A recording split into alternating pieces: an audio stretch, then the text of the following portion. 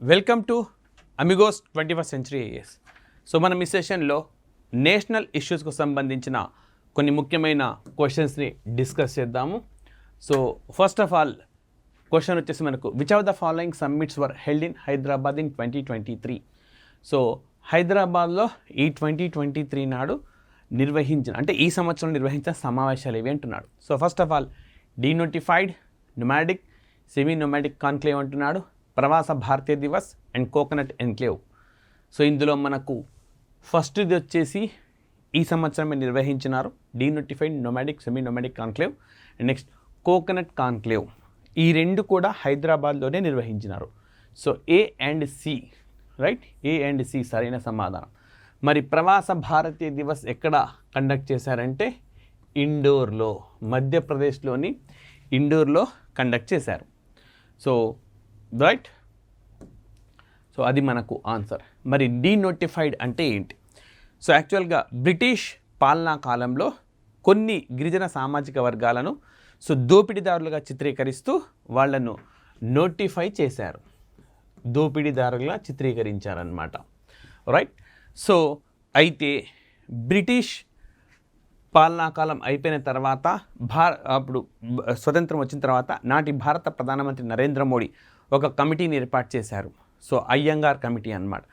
ఆ కమిటీ సూచన మేరకు ఈ విధంగా బ్రిటిష్ వాళ్ళు ఎవరినైతే దోపిడీదారులుగా నోటిఫై చేశారో వాళ్ళందరినీ కూడా డీనోటిఫై చేశారు. అప్పటి నుంచి వాళ్ళను డీనోటిఫైడ్ ట్రైబ్స్ అని అంటున్నారు. మరి నొమాడిక్ అని అంటే సంచార జాతులు, సెమీ నొమాడిక్ అని అంటే నొమాడిక్ స్థాయిలో సంచారం కాకపోయినా వీళ్ళు కూడా సంచరిస్తూనే ఉంటారు. ఇట్లా వీళ్ళకి సంబంధించిన ఏ విధంగా పథకాలు అమలవుతున్నాయి, అదేవిధంగా సీడ్ పథకం గురించి కూడా చర్చించారు. సీడ్ అని అంటే scheme for economic empowerment of denotified tribes అని అర్థం. అంటే మనకు డీనోటిఫైడ్ ట్రైబ్లకు సంబంధించిన ఆర్థిక సాధికారతను సాధించేందుకు ఉద్దేశించిన పథకము అనొచ్చు. నెక్స్ట్ ప్రవాస భారతీయ ఇండోర్లో అని చెప్పినాం. కోకోనట్ కాన్క్లేవ్ కూడా మనకు ఈ సంవత్సరం హైదరాబాద్లోనే నిర్వహించినారు. సో ప్రపంచంలో ప్రస్తుతం కొబ్బరి ఉత్పత్తిలో భారతదేశం అగ్రస్థానంలో ఉందన్న విషయం కూడా ఈ కాన్క్లేవ్లో స్పష్టత ఇచ్చారు. సో ఇది మనకి క్వశ్చన్కు సంబంధించిన ఎక్స్ప్లెనేషన్. అండ్ సెకండ్ వచ్చేసి మనకు with respect to Indus water which of the following direction has been given by government of India in recent times. So సింధు నది జలాలకు సంబంధించి ఎలాంటి డైరెక్షన్ ఇటీవలి కాలంలో భారతదేశం ఇచ్చింది అంటున్నాడు. So better utilization of countries rights, so అంటే దేశానికి సంబంధించిన హక్కులను సమర్థంగా వినియోగించుకోవడం, టెర్మినేషన్ ఆఫ్ అగ్రిమెంట్, ఒప్పందాన్ని టెర్మినేట్ చేయడం, transfer of implementation of power to state అంటే ఒప్పందాన్ని అమలు చేసే బాధ్యతను రాష్ట్రానికి అప్పగించడం అంటున్నారు. సో దీనికి సరైన సమాధానం బెటర్ యూటిలైజేషన్ ఆఫ్ కంట్రీస్ రైట్స్గా చెప్పుకోవచ్చు. సో ఇక్కడ మనం జాగ్రత్తగా చూస్తే 1960 సెప్టెంబర్ 19న ఈ అగ్రిమెంట్ అనేది మనకు కుదిరింది అనమాట. ఇండస్ వాటర్ ట్రీటీ అనే అగ్రిమెంట్ మనకు కుదిరింది. సో ఎవరెవరికి మధ్య కుదిరింది అని అంటే సో మనకు ఇండియా అండ్ పాకిస్తాన్ మధ్య కుదిరింది. దీనికి మధ్యవర్తిగా ఎవరు వ్యవహరించారు అని అంటే మనకు ప్రపంచ బ్యాంకు వ్యవహరించింది. సో ఈ ఒప్పందం ప్రకారం బియాస్, రావి, సట్లెజ్ ఈ 3 నదులకు సంబంధించిన నీటిని భారతదేశము వినియోగించుకుంటుంది. ఇండస్, జీలం, చెనాబ్ ఈ 3 నదులకు సంబంధించిన నీటిని పాకిస్తాన్ వినియోగించుకుంటుంది. సో ఈ విధంగా అగ్రిమెంట్ అనేది కుదిరింది. అయితే భారతదేశము తాను వినియోగించుకోవాల్సిన నీటిలో కూడా చాలా మేరకు వినియోగించుకోవడం లేదు, అవి కూడా వదిలిపెట్టేస్తూ ఉంది. సో ఇప్పుడు మరి కేంద్ర ప్రభుత్వం ఏ అంశాన్ని ప్రస్తావించిందంటే ఇదే అంశాన్ని ప్రస్తావించింది. మన హక్కులకు సంబంధించి మరింత సమర్థంగా అమలు చేయండి, మన వాటాను పూర్తిగా మనం వినియోగించుకుందాము అని చెప్పి డైరెక్షన్ ఇచ్చింది. ఇది రీసెంట్గా జరిగిన సంఘటన. అదేవిధంగా మనకు గత ఏడాది కూడా భారతదేశం దీనికి సంబంధించి పాకిస్తాన్ దేశానికి నోటీస్ ఇచ్చింది. ఈ ఒప్పందం కుదిరి దాదాపుగా 60 సంవత్సరాలు కూడా దాటిపోయిన నేపథ్యంలో సమీక్షించుకుందాము రమ్మని కూడా చెప్పింది. సో ఈ విధంగా better utilization of countries rights అని చెప్పి మనకు ఈ అంశం వార్తల్లో ఉంది. నెక్స్ట్, సో ఈ అగ్రిమెంట్ టెర్మినేషన్ అంటూ ఏం లేదు. అయితే ప్రపంచ బ్యాంక్ ఈ మనకు సింధు నది జలాలకు సంబంధించి మధ్యవర్తిగా మైఖేల్ లినో అనే వ్యక్తిని ఇటీవలే అపాయింట్ చేసింది, మైఖేల్ లినోని నియమించింది. సో ఇది ఈ క్వశ్చన్కు సంబంధించిన explanation. And next who among the following is heading cheetah project steering committee. So మనకు లాస్ట్ ఇయర్ నమీబియా దేశం నుంచి ఈ సంవత్సరము సౌత్ ఆఫ్రికా దేశం నుంచి చీతాలను తెచ్చుకున్నాం మనం. సో మధ్యప్రదేశ్లోని కూనో నేషనల్ పార్క్లో వీటిని రీలొకేట్ చేశాం. అయితే మరి ఈ చీతా ప్రాజెక్ట్ ఈ కొన్ని చీతాలు చనిపోవడము, సో వీటి ఆరోగ్యము, వీటి పరిరక్షణ, వీటన్నిటినీ పర్యవేక్షించేందుకు గాను ఎవరి నేతృత్వంలో ఒక స్టీరింగ్ కమిటీ ఏర్పాటైంది అని చెప్పి మన క్వశ్చన్ అనమాట. సో దీనికి సరైన సమాధానము రాజేష్ గోపాల్ అనే వ్యక్తి నేతృత్వంలో మనకు ఒక 11 మందితో కూడిన కమిటీని ఏర్పాటు చేశారు. ప్రతి నెల వీళ్ళు విజిట్ చేయడం కూనో నేషనల్ పార్క్, వాటి ఆరోగ్యాన్ని పరీక్షించడము, ఏమైనా ఇబ్బందులు ఉన్నాయా చూసుకొని వాటిని పరిరక్షించే లక్ష్యంతో ఏర్పాటు చేసిన కమిటీగా చెప్పుకోవచ్చు. మనకి ఇక్కడ కనబడుతున్న రాజీవ్ గోబా, ఈయన నేతృత్వంలో మిషన్ కర్మయోగి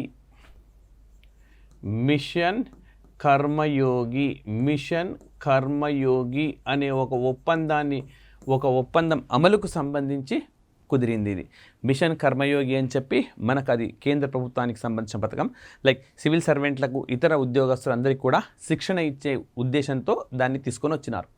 పీరియాడికల్గా వాళ్ళకి ట్రైనింగ్ ఉంటుంది. దీన్ని అమలుకు గాను ఒక కమిటీని ఏర్పాటు చేశారు. దీనికి రాజీవ్ గోబా నేతృత్వం వహిస్తున్నారు. నెక్స్ట్ నిధి కారే, మనకు ప్రపంచంలోనే ఈ న్యూయార్క్ దేశంలో రైట్ టు రిపేర్ అనే హక్కునిచ్చారు. Right to repair. So right to repair అంటే బాగు చేసే హక్కు. దేన్ని బాగు చేసే హక్కు? రైట్, మనకు ఎలక్ట్రానిక్ గూడ్స్ అన్నమాట. సో పెద్ద మొత్తంలో మనకు కొన్ని ఎలక్ట్రానిక్ గూడ్స్ అవి మళ్ళీ ఏదైనా చిన్న ప్రాబ్లం వచ్చినా షోరూమ్ పైన ఆధారపడకుండా మనగా కాస్త రిపేర్ చేసుకునే కనీస అవగాహన కల్పించాలి. సో ఆ విధంగా ఈ ప్రపంచంలో రైట్ టు రిపేర్ ఇచ్చిన మొదటి అసెంబ్లీగా న్యూయార్క్ రికార్డుకి ఎక్కింది. భారతదేశంలో కూడా దీన్ని ఏ విధంగా అమలు చేయాలి అని చెప్పి కేంద్ర ప్రభుత్వం ఒక కమిటీని ఏర్పాటు చేసింది. ఆ కమిటీకి ఎవరు నేతృత్వం వహిస్తున్నారంటే నిధి ఖారే అని చెప్పి వారు నేతృత్వం వహిస్తున్నారు. సో ఇది మనకు ఈ క్వశ్చన్కు సంబంధించిన explanation. And next, Samarth has been launched by union government, it is about what అంటున్నారు. సో సమర్థ్ అనే కార్యక్రమాన్ని ఇటీవలే ప్రారంభించింది కేంద్ర ప్రభుత్వం. సో ఇది గ్రామ పంచాయతీలలో డిజిటల్ చెల్లింపులకు సంబంధించింది. సో ఈ విధంగా గ్రామ పంచాయతీల్లో కనీసం 50,000 మనకు డిజిటల్ పేమెంట్స్ అన్నా సాధించాలి అని చెప్పి లక్ష్యంగా తీసుకున్నారనమాట. సో మరి యూజీసీ వేరు యూనివర్సిటీల్లో రిక్రూట్మెంట్లకు సంబంధించి సియు చయాన్ అని చెప్పి ఒక పోర్టల్ను అందుబాటులోకి తెచ్చింది. అదేవిధంగా సెంట్రల్ బ్యాంక్ డిజిటల్ కరెన్సీని ప్రమోట్ చేయాలని చెప్పి కూడా పెద్ద ఎత్తున ఆర్బీఐ ప్రోత్సహిస్తుంది. ఇందులో భాగంగా భారతదేశంలో మొట్టమొదటిసారిగా డిజిటల్ చెల్లింపుల దిశగా వెళ్ళిన మనకు వ్యవస్థ ఏది అని అంటే ఆ వ్యవస్థ పాట్నా మున్సిపాలిటీ CBDCని అంటే సెంట్రల్ బ్యాంక్ డిజిటల్ కరెన్సీని యాక్సెప్ట్ చేసిన మొట్టమొదటి మున్సిపాలిటీగా మనకు రికార్డ్కి ఎక్కింది. So strengthening infrastructure in border village, సరిహద్దు గ్రామాల్లో మనకు ఈ మౌలిక సదుపాయాలను మరింత బలోపేతం చేసింది. వైబ్రెంట్ విలేజ్ ప్రోగ్రామ్ అంటారు. Vibrant village program. సో ఇందులో భాగంగా సరిహద్దు గ్రామాలను మౌలిక సదుపాయాల పరంగా మరింత బలోపేతం చేసేందుకు ఉద్దేశించింది. వైబ్రెంట్ విలేజ్ ప్రోగ్రామ్ అని అంటాం దీన్ని. Right, strengthening infrastructure in border విలేజెస్గా మనం దీన్ని చెప్పుకోవచ్చు.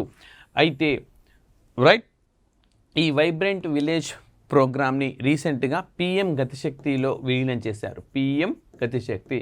మరి PM గతిశక్తి అంటే ఇది మనకు దేశంలో 16 మినిస్ట్రీస్ను ఇంటిగ్రేట్ చేస్తూ తీసుకొని వచ్చిన సిస్టమ్గా చెప్పుకోవచ్చు. 16 మంత్రిత్వ శాఖలను విలీనం చేశారు. సో ఈ విధంగా మనకు ఈ అంశాలన్నీ కూడా న్యూస్లో ఉన్నాయి. And next, which of the following is the theme of Indian science Congress. So మనకు ప్రతి సంవత్సరము ఇండియన్ సైన్స్ కాంగ్రెస్ జనవరి నెలలో జరుగుతూ ఉంటుంది. సాధారణంగా జనవరి 3 నుంచి 7 ఆ విధంగా జరుగుతూ ఉంటుంది. సో ఈ సంవత్సరం దీనికి సంబంధించిన ఇతివృత్తం ఏది అని అంటున్నాడు. Right, so marching towards Amrit Kaal with science and technology అంటున్నాడు. Science and technology for sustainable development with women empowerment.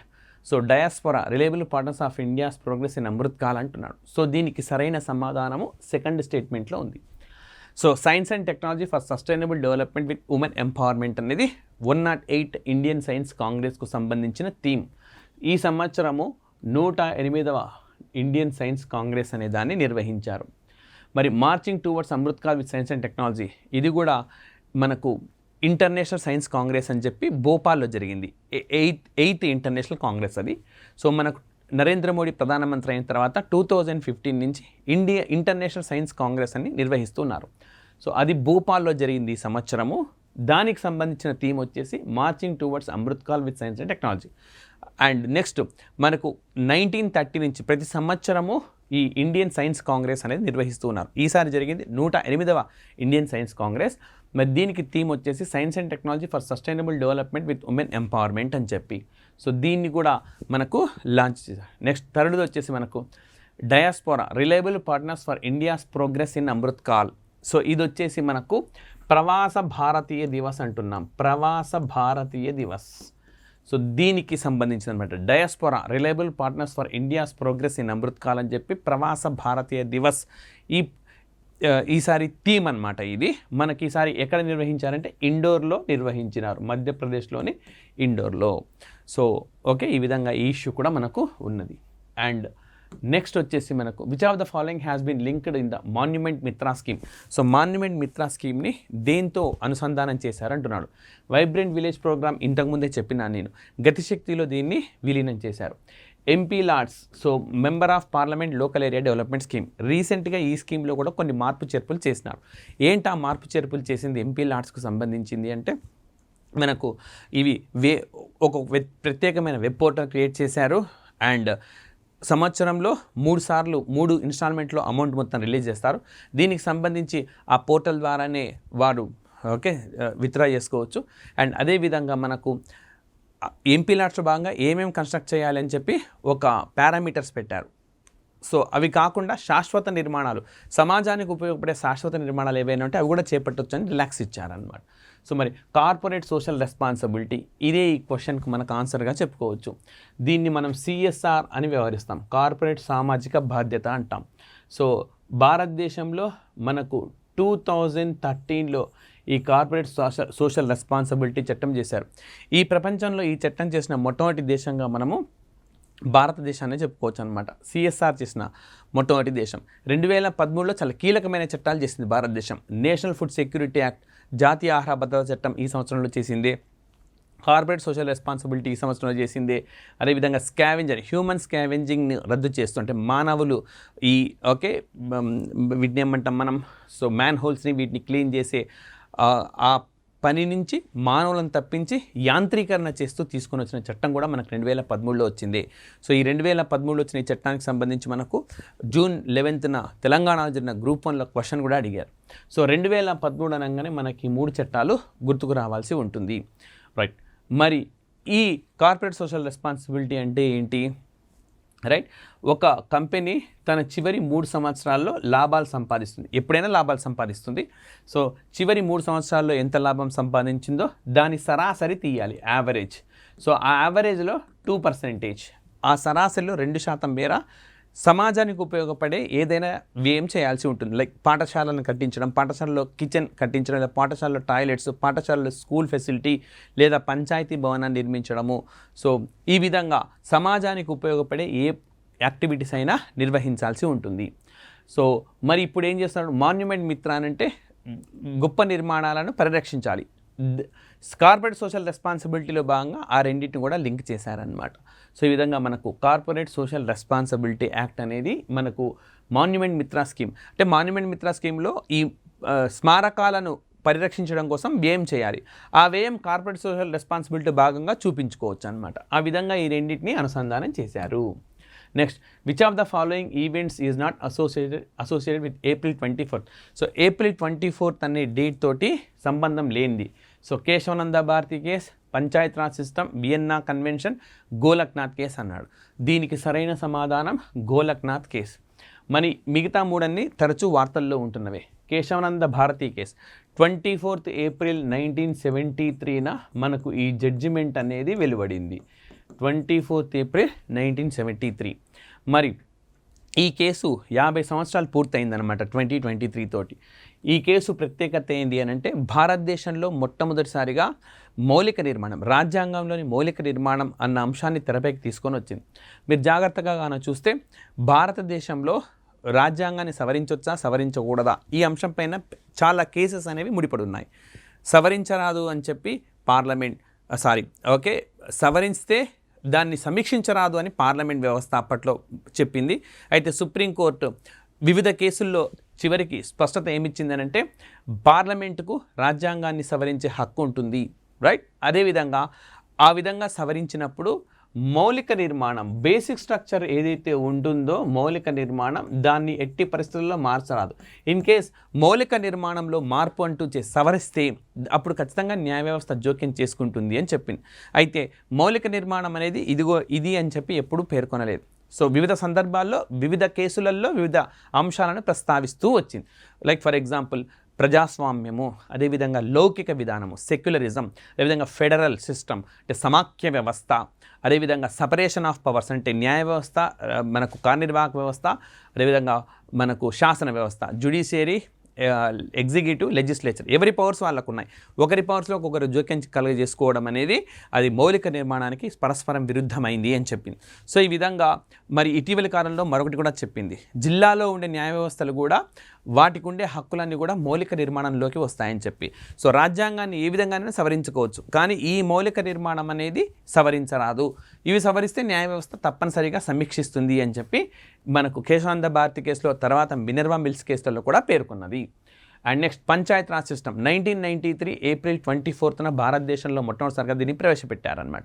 73వ రాజ్యాంగ సవరణ ద్వారా రాజ్యాంగంలో 9వ భాగము, షెడ్యూల్స్లో 11వ షెడ్యూల్ దీనికి సంబంధించితే ఆర్టికల్ 243 నుంచి 243O వరకు కూడా ఇక్కడ మనకు పంచాయత్ రాజ్ వ్యవస్థకు సంబంధించింది.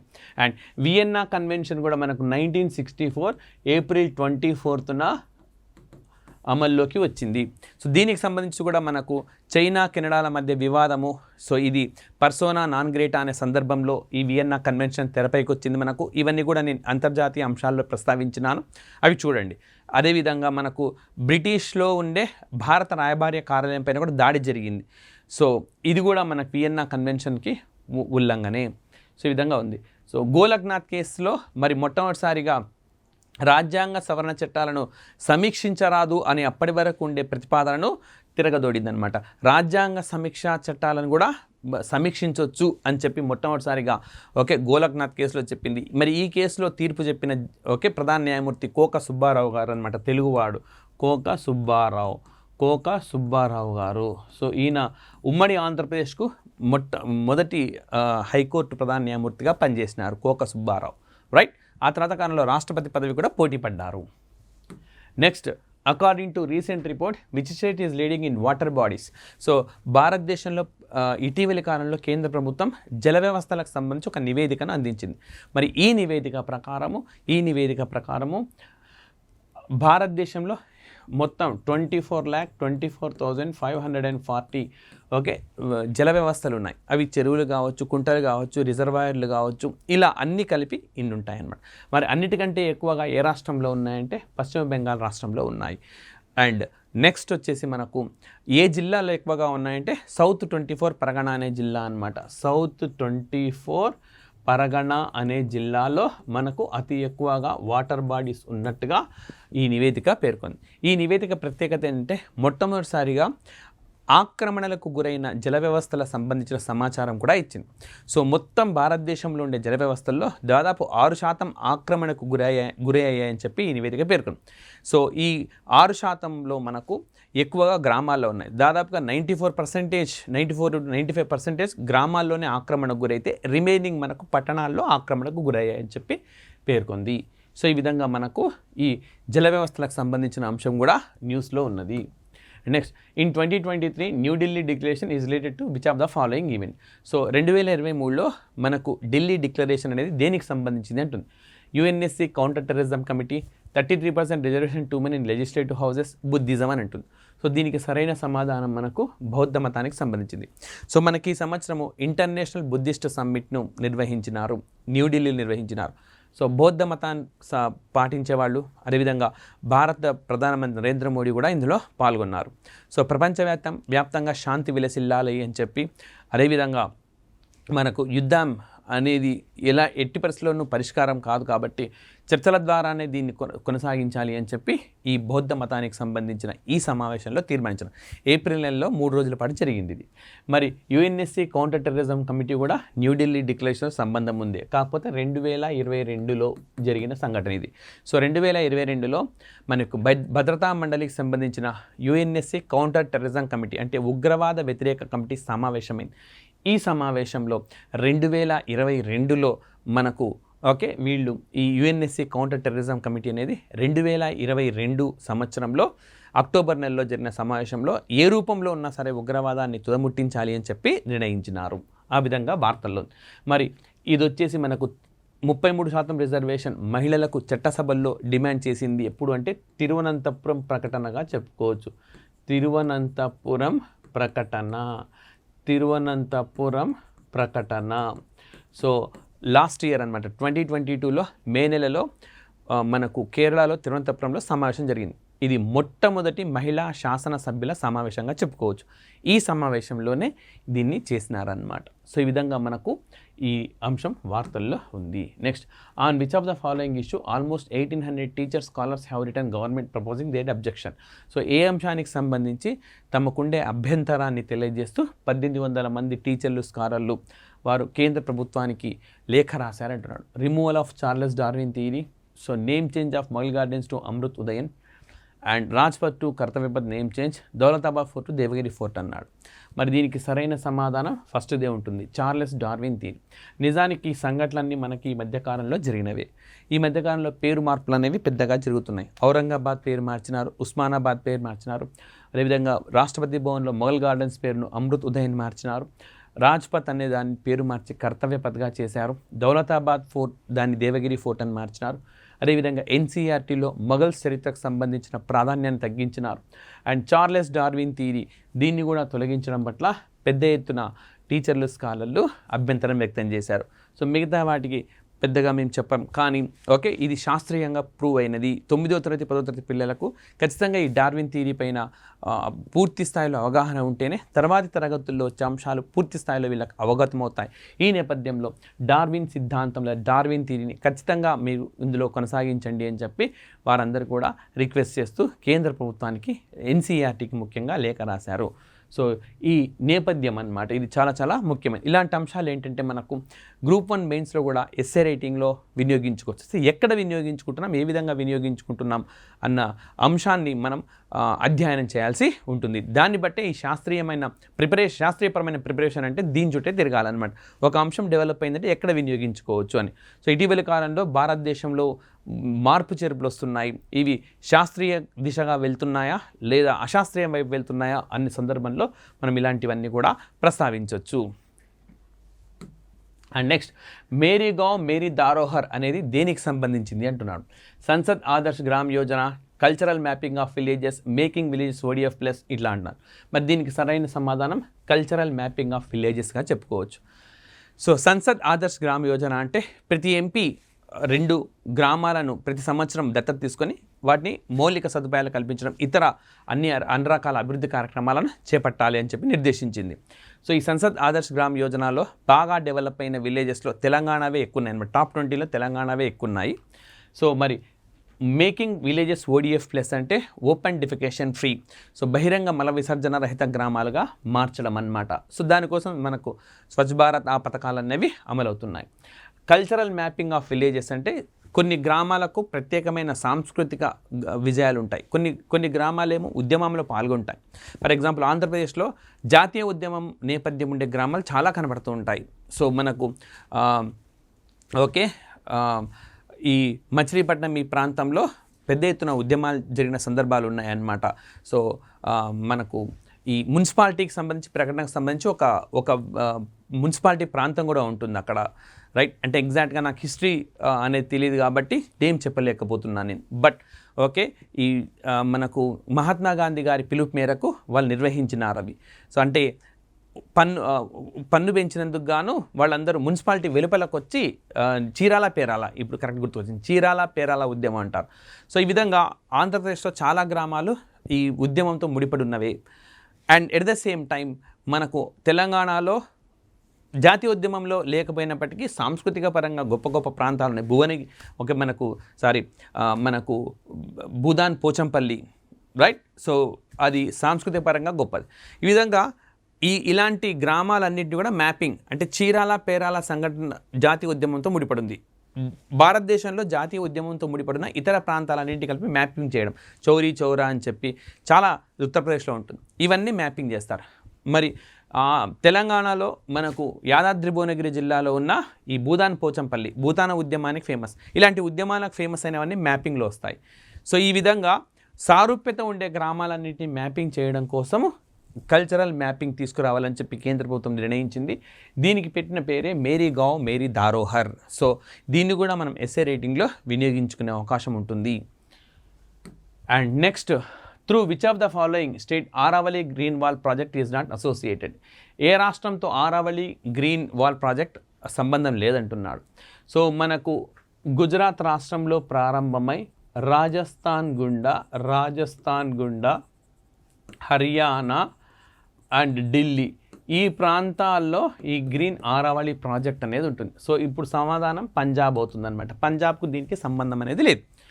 మరి ఈ గ్రీన్ ఆరావళి ప్రాజెక్ట్ అనేది ఇక్కడ ఈ ఆరావళి పర్వత శ్రేణి మొత్తము వాటిని అభివృద్ధి చేసేందుకు ఉద్దేశించింది. ఆరావళి పర్వత శ్రేణికి సంబంధించిన అక్కడ ఉండే జలభాగాలను అభివృద్ధి చేయడము, ఇలా రకరకాల డెవలప్మెంట్ యాక్టివిటీస్కు ముడిపెట్టి మనకు చేస్తూ ఉన్న వ్యవస్థగా చెప్పుకోవచ్చు మనం. సో ఈ విధంగా గుజరాత్, రాజమండ్రి, హర్యానా, ఢిల్లీ ఈ రాష్ట్రాలకు సంబంధించి మనకు ఈ గ్రీన్ ఆరావళి ప్రాజెక్ట్ను తీసుకొని వచ్చినారు. సో ఏటా ఢిల్లీలో పెద్ద ఎత్తున కాలుష్యం జరుగుతూ ఉన్నది. సో ఈ పంజాబ్లో, హర్యానాలో పంట వృధాన్ని తగలబెట్టడం వల్ల ఆ ఇబ్బంది కూడా ఢిల్లీకి తాకుతూ ఉంది అనేది కూడా ఒక శాస్త్రవేత్తలు అంచనా వేస్తున్నారు. ఇలాంటి అన్నిటి నుంచి రక్షించేందుకు ఈ ఆరావళి గ్రీన్ ప్రాజెక్ట్ అనేది ఉపయోగపడుతుందని చెప్పి శాస్త్రజ్ఞులు భావిస్తూ ఉన్నారు. సో అంతేకాదు, ఈ బెల్ట్లో ఇంతకుముందు చెప్పినట్టుగా 75 జల వ్యవస్థలను పునరుద్ధరించాలని చెప్పి కూడా నిర్ణయించినారు. And next, according to NRSC report, which is the top districts based on their exposure to landslide అంటే కొండ చర్యలు విరిగిపడడం అని చెప్పవచ్చు. కొండ చర్యలు విరిగిపడడం. సో మనకు రీసెంట్గా నేషనల్ రిమోట్ సెన్సింగ్ ఏజెన్సీ ఏదైతే ఉన్నదో అది ఒక నివేదికను రిలీజ్ చేసింది. సో భారతదేశంలో కొండ చర్యలు విరిగిపడ్డము అనేది ఎక్కువ సంభావ్యత ఏ జిల్లాలో ఉంటుంది అని. సో అందులో ఎక్కువ ఎక్కడ ఉంటుందంటే ఇక్కడ మనకి ఇచ్చిన ఆర్డర్ అయితే 1, 2, 3, 4 ఆర్డర్లోనే ఉన్నాయి. దేశంలో అతి ఎక్కువగా మనకు కొండచర్యలు విరిగిపడే సంభావ్యత ఎక్కువ ఉన్న జిల్లాగా రుద్రప్రయాగం చెప్పుకోవచ్చు. సెకండ్ ప్లేస్లో తెహ్రీ గర్వాల్. సో తెహ్రీ గర్వాల్ 2 కూడా ఉత్తరాఖండ్లో ఉన్నాయి. 3 వచ్చేసి త్రిశూర్ కేరళలో ఉంటుంది. 4 రాజౌరి, ఇది కేరళలోనే ఉంటుంది. ఈ విధంగా ఈ ప్రాంతాల్లో ఈ కొండచర్యలు విరిగిపడే సంభావ్యత అనేది 1, 2, 3, 4 లాగా ఉన్నాయి. సో ఇక్కడ మనకు కనబడుతున్న త్రిశూర్ అనేది మరొక అంశం రీత్యా కూడా వార్తల్లో ఉంది. యునెస్కో అనే సంస్థ మనకు ప్యారిస్ కేంద్రంగా పనిచేస్తుంది తెలిసిందే. ఈ యునెస్కో అనే సంస్థ ఇది ఒక క్రియేటివ్ లెర్నింగ్ సిటీస్ జాబితాను విడుదల చేసింది. ఇందులో త్రిశూర్ కూడా ఉన్నదనమాట. త్రిశూర్ అనే నగరం, నీలాంబూర్ అనే నగరం, ఈ 2 కేరళ నుంచి ఉన్నాయి. తెలంగాణ నుంచి వరంగల్ నగరం కూడా ఆ యునెస్కో క్రియేటివ్ సిటీస్ లిస్టు జాబితాలో చోటు సంపాదించుకున్నది. సో ఈ విధంగా త్రిశూర్ అనేది మనకు వార్తల్లో ఉంది. ఇది 1, 2, 3, 4 కంపల్సరీ గుర్తుపెట్టుకోవాలి. రుద్రప్రయాగ్, తెహ్రీ, త్రిశూర్, గర్వాల్, రాజౌరి. ఎందుకంటే ఈ మధ్యకాలంలో తెలుగు రాష్ట్రాల ఎగ్జామ్స్లో ఈ క్రమంలో అమర్చండి అని అడుగుతున్నారు కాబట్టి అదే క్రమంలో మనకి ఇచ్చినాము. అండ్ నెక్స్ట్ వచ్చేసి మనకు కానాన్ ప్రహరీ యాప్ దేనికి సంబంధించింది అని అంటున్నాడు. సో మరి ఇది అగెనిస్ట్ ఇల్లీగల్ మైనింగ్కు సంబంధించింది. అంటే దేశంలో పెద్ద ఎత్తున ఈ మైనింగ్ యాక్టివిటీస్ అనేవి ఇల్లీగల్గా జరుగుతుంటాయి. సో చాలామంది స్థానికుల నాయకులకు భయపడి లేదా స్థానికంగా కొంచెం పేరు పలుకుబడి దాడి చేస్తారన్న భయం ఉండే అలాంటి వాళ్ళపై ఫిర్యాదు చేయడానికి ఎవరు కూడా అంగీకరించరు. సో ఈ విధమైన ఇల్లీగల్ జరుగుతూ ఉన్నప్పుడు ఈ ఇల్లీగల్ మైనింగ్కు ఈ కానాన్ ప్రహరీ అని చెప్పి యాప్ను డౌన్లోడ్ చేసుకొని అక్కడ అప్లై చేయొచ్చు అనమాట. సో ఎవరైతే ఫిర్యాదు చేశారో వాళ్ళ రహస్యాలు ఎక్కడ కూడా బయటికి వెళ్ళవు. సో ఆ విధంగా కానాన్ ప్రహరీ అనే యాప్ దేనికి సంబంధించి అడుగుతాడు, అక్రమ మైనింగ్ను నిరోధించడానికి సంబంధించి. యూజీసీ ఫ్యాకల్టీ రిక్రూట్మెంట్కి ఇంతకుముందు ఎప్పుడో చెప్పినట్టున్నాను, సియూ చయాన్ అనే ఒక పోర్టల్ అనేది వచ్చింది. సో బాల్మిత్ర అనేది మనకు ఒక చాట్ బోట్ అనమాట. ఢిల్లీలో ఉండే మనకు చైల్డ్ ప్రొటెక్షన్ కమిషన్ బాలల కమిషన్ పరిరక్షించేందుకు ఉద్దేశించిన బాల్మిత్ర అని చాట్ బోట్ అందుబాటులోకి తెచ్చినారు. సో ఈ విధంగా ఇవన్నీ కూడా మనకు వార్తల్లో ఉన్నాయి. And next international craft summit was held in which place, అంతర్జాతీయ క్రాఫ్ట్ సమ్మిట్ మనకి ఈ సంవత్సరం ఎక్కడ జరిగింది అంటున్నాడు. సో జైపూర్, భువనేశ్వర్, జార్జ్ నగర్, అహ్మదాబాద్ ఇచ్చినాడు. ఇందులో సరైన సమాధానం మనకు జార్జ్ నగర్గా చెప్పుకోవచ్చు. జార్జ్ నగర్ ఏ రాష్ట్రంలో ఉంది అంటే ఒడిస్సా రాష్ట్రంలో ఉంది. ఈ జార్జ్ నగర్ అనేది చాలా ముఖ్యమైన వ్యవస్థగా మనం నగరంగా ఏన్షియంట్ టైంలో ఇది కొన్ని రాజ్యాలకు క్యాపిటల్గా కూడా ఉంది, రాజధానిగా కూడా వ్యవహరించింది. సో మనకు జైపూర్ అనేది రాజస్థాన్లో ఉంటుంది. ఈ సంవత్సరం జైపూర్లో మనకు ఈ శాసన సభాపతుల సమావేశం జరిగింది. సభాపతులు, okay. So chair of the house అని అంటాం కదా. So chair of the house అన్నమాట. అంటే లోక్సభలో స్పీకర్, రాజ్యసభ చైర్మన్, అసెంబ్లీలకు స్పీకర్, శాసన మండళ్లకు చైర్మన్. సో ఈ విధంగా చైర్స్ ఆఫ్ ద హౌస్గా చెప్పుకుంటాం మనము. ప్రిసైడింగ్ ఆఫీసర్స్ అంటాం, సభాపతులు. ప్రిసైడింగ్ ఆఫీసర్ సమావేశం జైపూర్లో జరిగింది. అదేవిధంగా 18th UAC అండ్ RPF సమావేశం. అంటే UAC అంటే ఇంటర్నేషనల్ యూనియన్ ఆఫ్ రైల్వేస్ అని ఈ విధంగా పేరు ఉండడానికి కారణం అది ఫ్రాన్స్కి సంబంధించిన పేరు. ఫ్రెంచ్ భాషలో మనకు ఉంటుంది, బట్ దీన్ని మనకు తెలిసిన ఇంగ్లీష్ భాషలో మార్చుకుంటే ఇంటర్నేషనల్ యూనియన్ ఆఫ్ రైల్వేస్ అని వస్తుంది. అదేవిధంగా RPF, రైల్వే ప్రొటెక్షన్ ఫోర్స్ అని చెప్పి ఉన్నది మనకు. ఈ RPF వీటి సమావేశం కూడా మనకు జైపూర్లో జరిగింది. అదేవిధంగా ప్రిసైడింగ్ ఆఫీసర్ ఇంతకుముందు చెప్పినట్టు. భువనేశ్వర్లో మనకు మిషన్ ఒలింపిక్స్ కమిటీ మీటింగ్ జరిగింది. ఈ సంవత్సరమే జరిగింది. మొట్టమొదటిసారిగా ఈ mission olympics committee meeting Delhi కాకుండా మరొక నగరంలో జరిగిందనమాట. సో జార్జ్ నగర్లో ఇంటర్నేషనల్ క్రాఫ్ట్ సమ్మిట్ మీటింగ్ జరిగింది. సో కళాకారులు, చేతి వృత్తుల వారు, ఇలా విభిన్న వర్గాలకు చెందిన అందరూ దీనిలో పార్టిసిపేట్ చేశారు. దీనికి ఒక ప్రత్యేకత ఉన్నది. క్రియేటివ్ సిటీస్ నుంచి కూడా అతిథులు హాజరయ్యారు. అండ్ అదేవిధంగా అహ్మదాబాద్లో చిల్డ్రన్ సైన్స్ కాంగ్రెస్ అనేది మనకి ఈ సంవత్సరంన నిర్వహించినారు. సో ఇవి మనకు జాతీయ అంశాలకు సంబంధించి రకరకాల ప్రశ్నలు, ప్రతి ఆప్షన్ గురించిన అంశాలను మనం తెలుసుకున్నాం. సో నెక్స్ట్ సెషన్లో కూడా ఇదే విధంగా భారతదేశంలో వివిధ రాష్ట్రాల్లో జరిగిన డెవలప్మెంట్స్, ఇలాంటి అంశాలన్నిటితోటి కూడా మరి ఇంకొక సెషన్ని మీకు అమిగోస్ 21st Century IAS అందిస్తుంది.